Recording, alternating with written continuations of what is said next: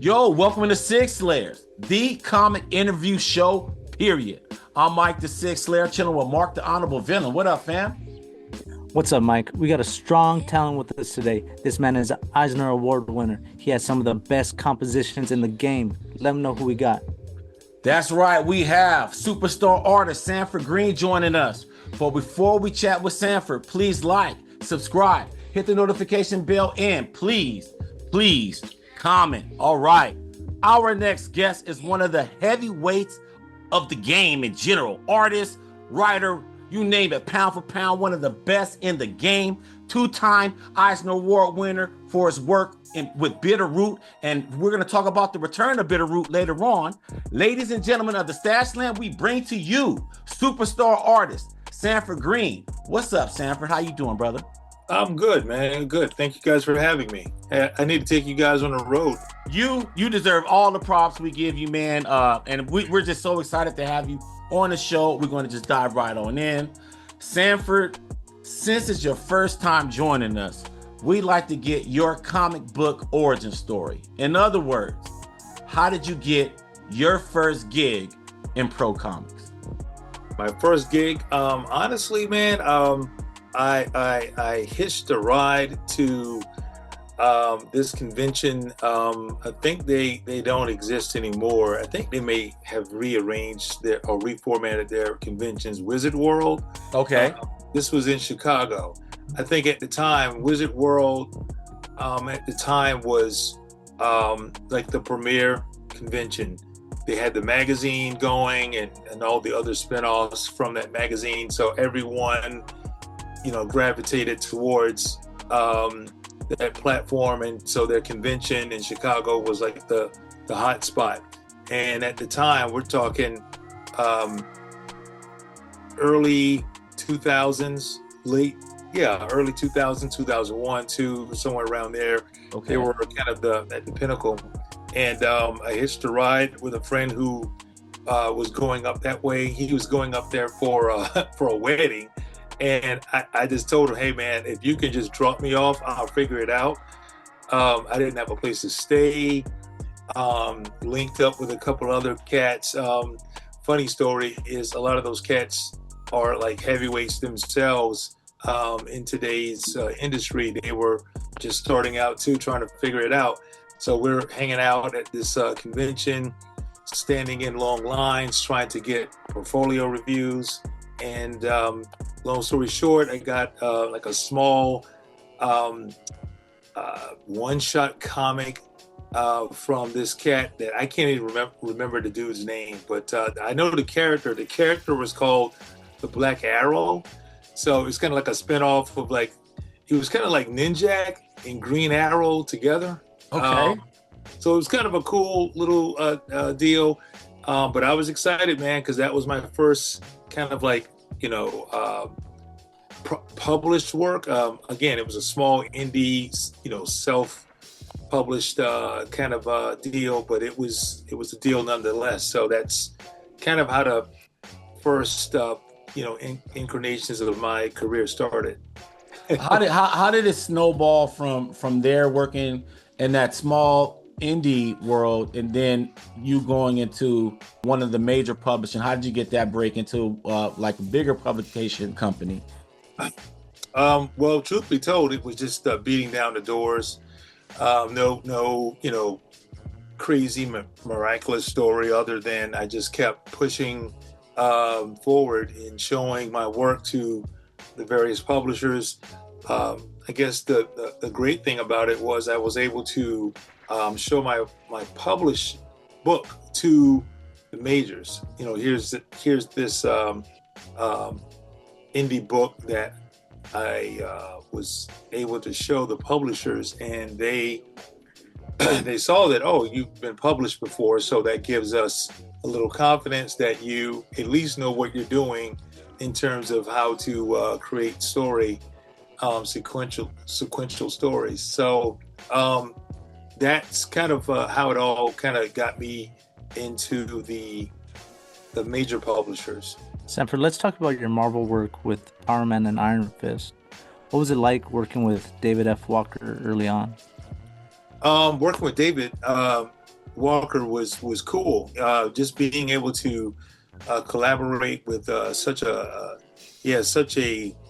creative, brilliant outlook on various issues, and to bring those issues into the Marvel universe, and being able to explain, or I should say, expound on things, that subject matters that matter to us, topics that matter to us, and giving it and having the platform of the Power Man Iron Fist characters was in the actual book, was really, for the first time, at least for me, I felt like I was working on something that was going to be really significant.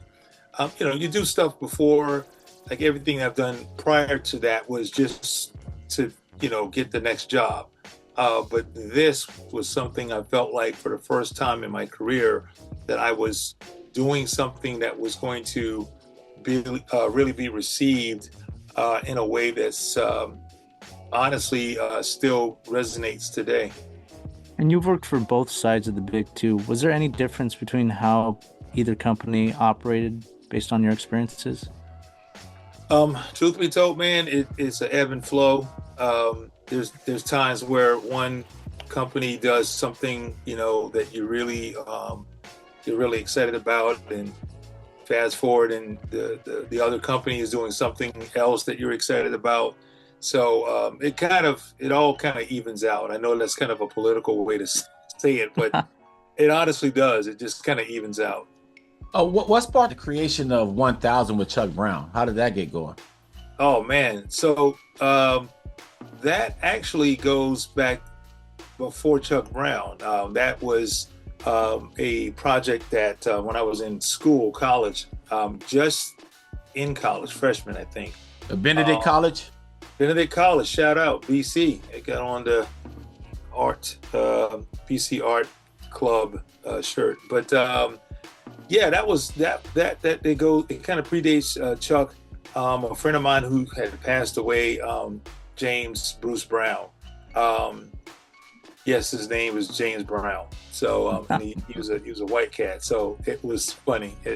But yeah, he was awesome. Being able to work with him, we came up with this idea of basically, what if the world was basically, what if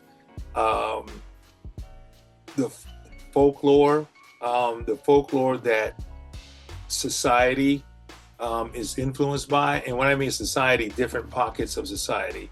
If you're in the South, what's the folklore there that you grew up with?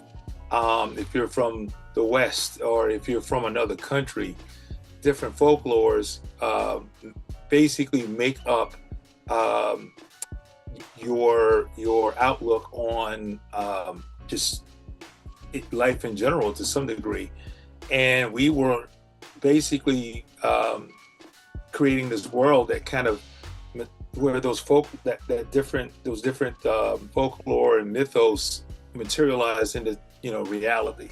And so, like in the South, witchcraft is kind of a big thing. So what if in the South it really was a thing? In Asia, dragons and different types of Buddha, even those Monkey King, those different types of folklore were things that really we wanted to depict in our stories, the good, the bad, and the ugly. So long story short, that was something that we came up with. We thought it would be really cool to create a world that's like that. And it was kind of a thing that just sat on the shelf for a while, especially when I was trying to get my career going. It kind of came back around, an opportunity from Webtoons. They reached out to us about creating something, and I said, I think I got something that would fit that mold, and that's where 1000 came in, and Chuck Brown assisted me on writing it. Now let's hop over to Bitterroot. How did you get that going, and what kind of research went into building that universe? Let me try to be succinct here, man, because it's a kind of a roundabout story.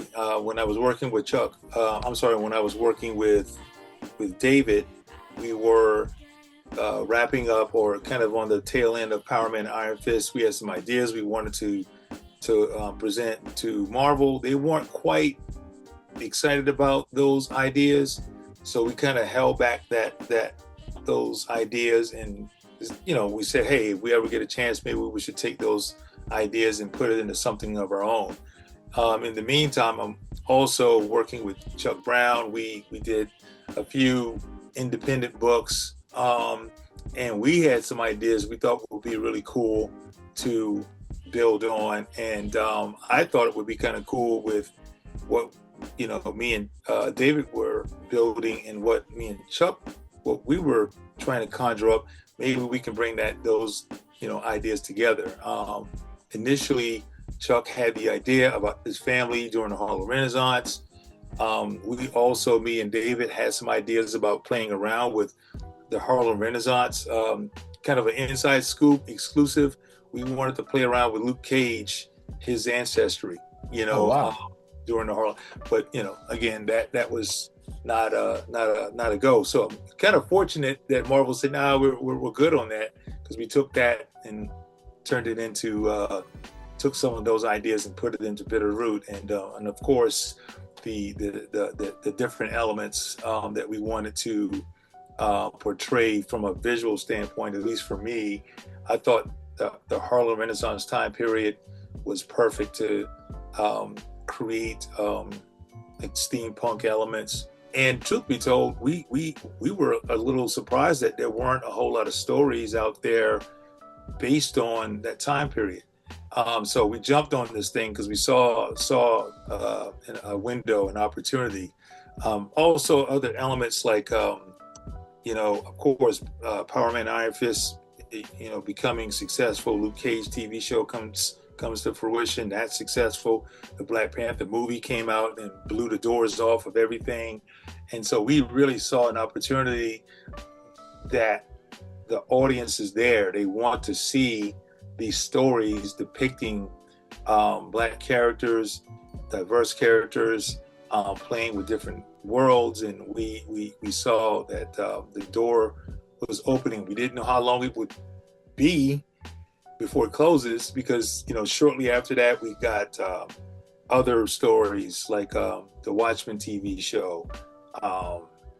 So we were in a kind of a cultural zeitgeist, if you will, and so we're just fortunate that we jumped in there when the opportunity afforded itself. Man, you're right, man. Bitterroot was really popular, well received, multiple Eisner Award winning series now. And so I want to ask you that question. What does it mean to you to win an Eisner, and what did it mean to you to win your first Eisner? Funny story. It happened during the pandemic. So we were celebrating virtually the award. The year before we were nominated, the year before we didn't win it. And I felt like, I think we disappointing, but I felt like it was one of those things that if we kept the story going, it's going to continue to build and grow over a period of time. I didn't realize it was gonna, get us, two Eisners, but I definitely felt like it was, something that people paid attention to. And I think the other thing that was really cool about this was it went beyond the comic community. It started to go into the academic field. We got inquiries from colleges and universities all across the country, the world, high schools, even, junior high schools, elementary schools on some level were inquiring about what we were presenting, because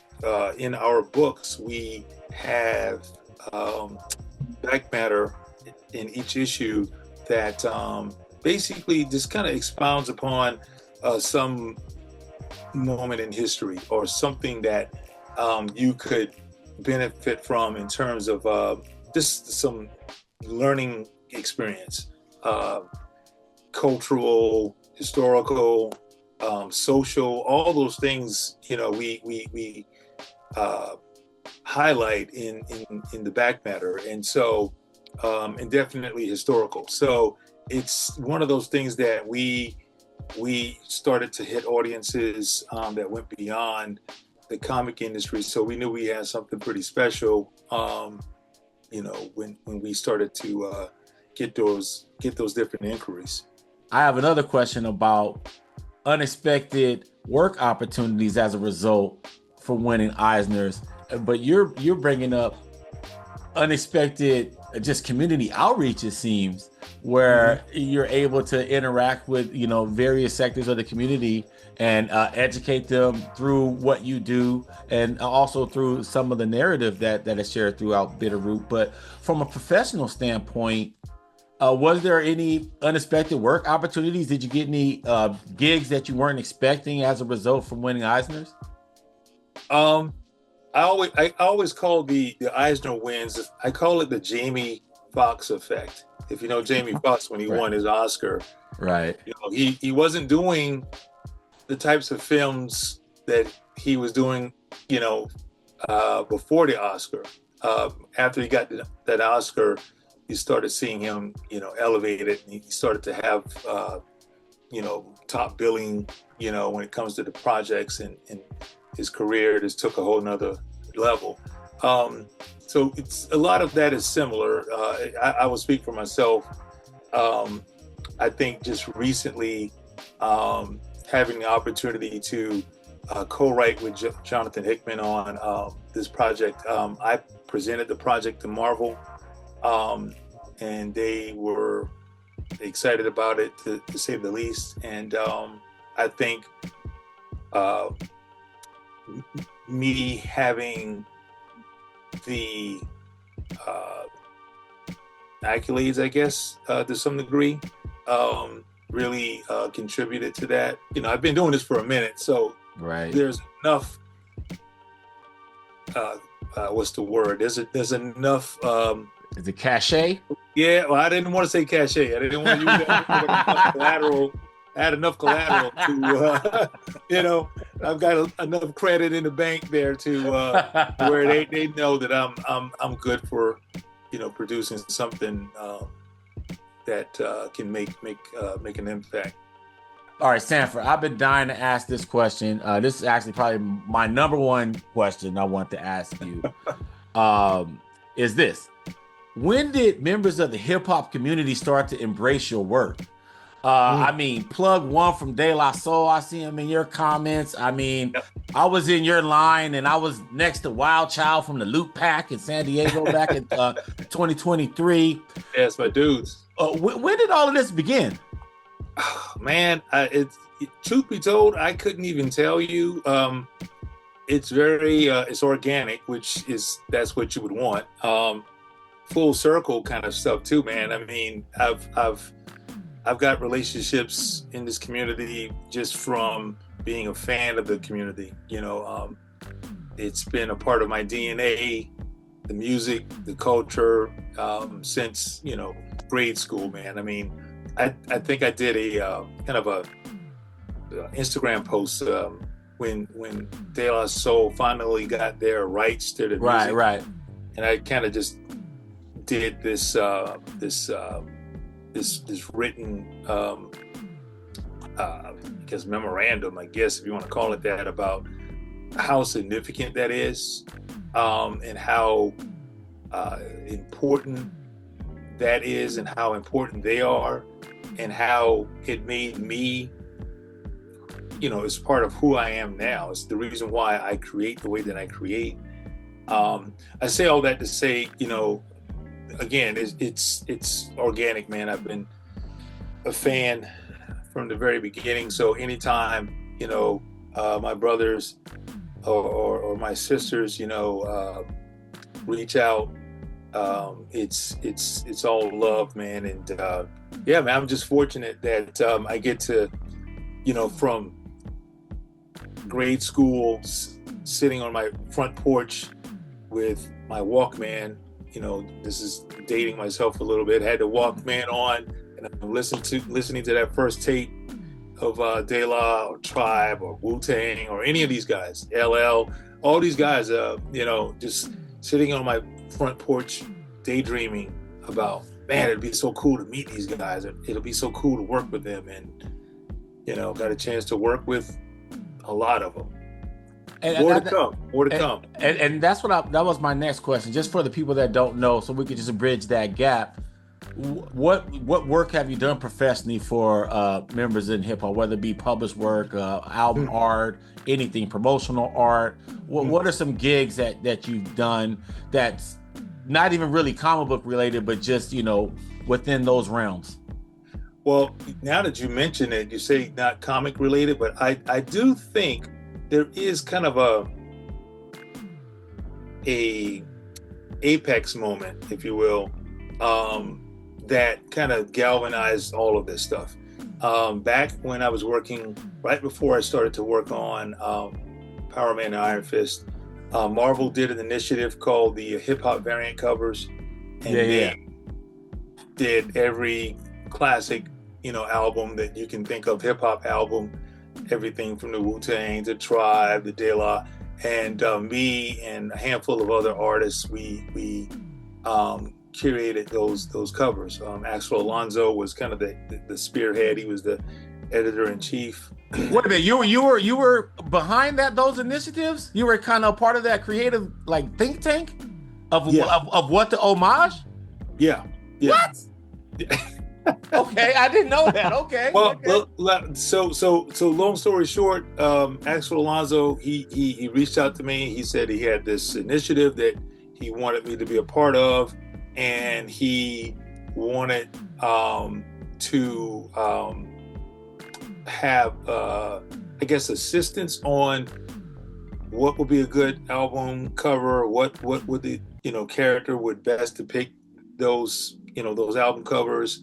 Also, does it tie into some story that they're trying to convey?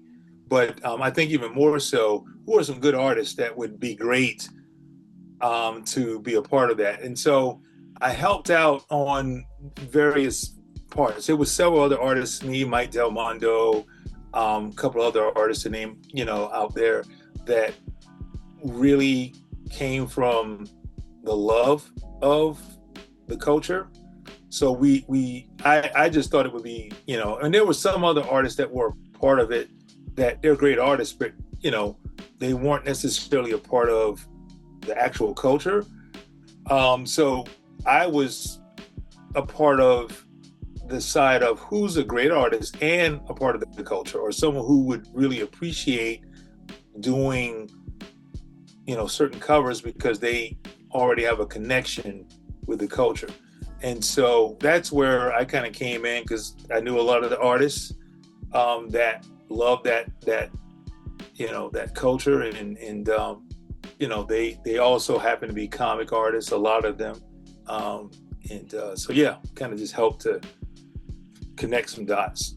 The dopest thing I ever thought Marvel ever did, you know, the one props I give Marvel was those covers, man, because it was rich. I was like, wait a minute, that's their certificate. Wait a minute, they're deep in the bag. It's not just like superficial, you know, top pop. It was like, no, you have to know hip hop to know some of that stuff. There's even comic book fans that still don't even know some of the references to all of those covers. Yeah, and so. That's what I'm tripping on. I'm geeking on the fact that, you know, you were a part of that process. I did not have a clue that you were, but I that's the one props I give Marvel as a hip hop fan, to be like, wait a minute, like there's somebody there that knows what's up, like, you know what I mean, and a whole kaleidoscope of different acts. Oh no, don't get it twisted. Axel Alonso he was official, man. He was definitely a person that. He's a part of the culture as well. So it was pretty much a symbiotic relationship, man. It's like he was already tuned in, a fan from the beginning, and we were talking about trying to work together on something years before that. We just couldn't find the right thing because I wanted to work with Marvel. I was in and out a lot of times before Power Man and Iron Fist kind of landed me in the pipeline, if you will. Like, kind of became more of a staple there because that book really was a good marriage for how I create versus what those characters are. So yeah, we were talking for a while, and that came along, and it was pretty popular, I would say. I mean, I still get people hitting me up about those covers because I can't find this or that, and they're starting to really go up in price too, because there's certain things that Marvel's doing now that is causing those books to resurface. I want to keep on the same note. You alluded to this book a little earlier. Doom #1 is such a popular release. Whose idea was it to use the MF Doom reference for the Doom #1 promotion? And who do you think, man? Yeah. Tell us. Jonathan Hickman. Jonathan Hickman that's not his wheelhouse, man. No, Hickman is brilliant, man. But that wasn't his call on that one, man. I will give credit to Will Moss, the editor, because what I wanted to do initially was put lyrics throughout the story. Yeah. And he thought that would be cool, but he said, do you think it might feel a little forced? And I'm like, I don't know. And then he said, well, I told him I definitely wanted to use Living Off Borrowed Time, The Clock Ticks Faster. I wanted that to be the first thing that's said here because it does tie in with the story. And, this started with and I spent a few weeks trying to find the right lyrics that would work within the story. And he said, well, honestly, I think based on the story, that's the only lyric that you really need, because everything else it depicts, it comes from that. Right. And I'm like, you know what? That's right. That makes a lot of sense. So he gave me that direction, and so yeah, that's why you see it at the very beginning of the story. I was real hyped about that, man, and that also was like one of our kind of impetus to want to like reach out to you and have you join us and interview and kind of pick your brain, get a little bit of that background knowledge, especially with the hip hop. But so now we're going back in time a little bit, and want to get a little bit more about you and your artistic influences as a developing artist. Who are some of your visual influences growing up, especially as a comic book storyteller? Man, I got a spinner rack here that will tell the story, man. I got everyone from a lot of the the classic creators from the Bronze Age era, or the mid 80s to the late 80s. Of course the Image guys growing up.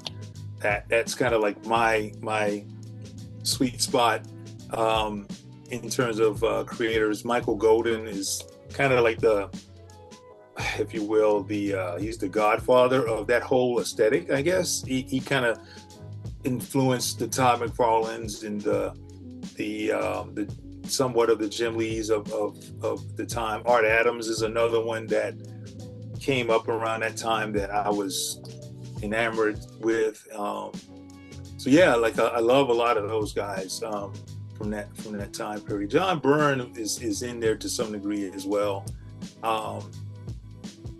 So yeah, I mean, just that mid 80s, late 80s was kind of the beginning, and then of course you throw in hip hop influences and urban. Just a melting pot of stuff. Funny story, I told I met Walt Simonson a couple of years ago, and I said to him, I said, "Whoa, do you realize you got street cred, man? Because I've seen your art being depicted in graffiti. Because his style, if you look at the way he drew, or the way he still draws, is so whimsical and has such snap to it that it looks like graffiti writing." And he was like, "Oh, so man, that's so cool that my name is, is in the streets." Oh yeah, man, your name is in the streets, man. It's pretty cool that something like that made an impact in a space that he has no clue about. But yeah, I mean, that those artists like that are the ones that get me excited. All right, now shifting gears to today now. I mean, you're a renowned artist, a critically acclaimed series, popular titles on Marvel. What's your art process now? What's your steps to creating a page? If you could, this is some aspiring artists is going to be watching this interview, and how would you kind of organize your workflow to putting a page together? Man, let's see. Read the script, do some thumbnails. I usually work on, probably can't see it, but right over here is my Cintiq 27-inch joint. I just sit and sketch out the thumbnail of each story. I take that and kind of redefine it. If I need reference, I gather reference, and I flesh it out a little more, and I put it on the page. I rough it out on the page. As a matter of fact, I got some over there is my drawing board. So I flesh everything out pencil wise, and then I go to ink, and then from there color. So you color your own stuff? If I'm doing a cover, yes. But interiors, I have. I know for the new Bitterroot, I have this cat named Matt Herms, who's pretty awesome. I'm trying to hoard him, try to keep him from going other places. But he's doing a lot of work over at DC. As a matter of fact, I think he's doing a lot of books over at DC right now. So this is Matt Herms. You'll see his name in those different titles. Oh, okay, so just to reiterate, so you said you read the script and you say a thumbnail. So when I think of a thumbnail, I think of a YouTube image. I mean, an image on YouTube to promote a video or something. Mm-hmm. So when you say thumbnail, what is a thumbnail? Thumbnail is just it can be stick figures, man. It doesn't have to be anything flashed out. It just helps to navigate the story and the composition. What do I want certain characters to be? His placement, getting that stuff figured out, mapping out the entire story. To be honest with you, thumbnail is probably the best way to go, and then you can build it out from there. Go bigger. Usually thumbnails are anywhere between half a page. You can do 4 squares or 4. Horizontal squares on a 8.5 by 11 paper. Each square represents an actual page.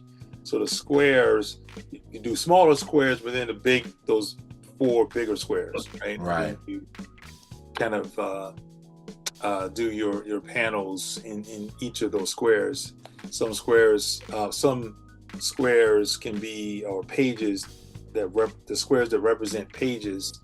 You can do anywhere between, I try to keep my thumbnails per square, anywhere between 5 to 6 panels a page per square. Because thumbnails can get a little messy, at least for me. I know some guys and girls, they can do super tight, clean thumbnails. That, to me, I want to get to the actual page. I just want to get the story down, what goes where, map that stuff out, and jump on that page. Correct me if I'm wrong, because you mentioned the Cintiq, that's a tablet. So you're doing some of this thumbnail stuff digital, get the idea, and then you traditionally compose the page? So I compose it, for the most part, digital thumbnail, the small, shots. And I'll give an example. So just imagine each of these represents a page. Okay. And so within each of these will be 4 squares, 5 squares, 6 squares, one big splash page, that kind of thing.